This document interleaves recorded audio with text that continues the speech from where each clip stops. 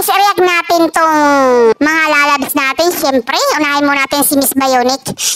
Meron siyang sinishare na wedding, di ba? Ang sabi dito ng daddy ng babae, just in case na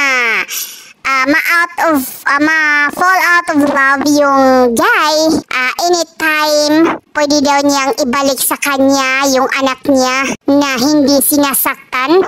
At syempre naman, bakit naman sasaktan, di ba?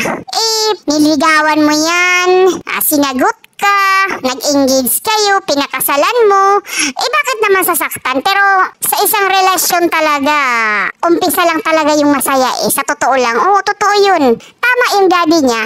Ibalik nyo na lang sa kanya kapag hindi mo na mahal yung anak niya. O, diba? Kaya dapat lang, Miss Jubes, no?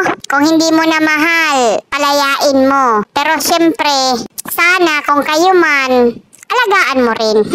At ayan si Sir Vince, mga kasamahan niya ata to sa flight attendant. Sinishare lang niya. At si Papa John, tingnan mo, ang galing daw niya. Meron daw siyang in-order na pang-design kung paano maglagay sa coffee. Tingnan mo, akala mo talaga professional maglagay sa coffee, no? Wow, ano kaya ang hitsura ng design ni Sir John? See? Ha? Wala naman, sir, kahit heart lang, wala Nagpa-prank ka kay Sir Vince, tawang-tawa siya. Akala talaga ni Sir Vince, totoong may design yung coffee na ibibigay sa kanya. Yung pala, nagpa-prank si Papa John, tawang-tawa tuloy. At ayan yung Mami Sara natin, nagrampahan yung magkumaris. Wow!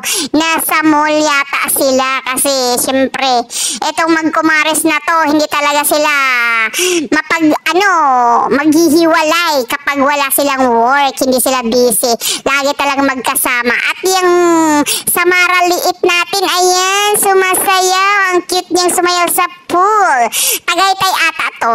Ngayon lang po sinishare ni Mami Sara. At siyempre, lit upload na po or lit reaction na po para sa atin. Oh, ganda ng Mami Sara natin.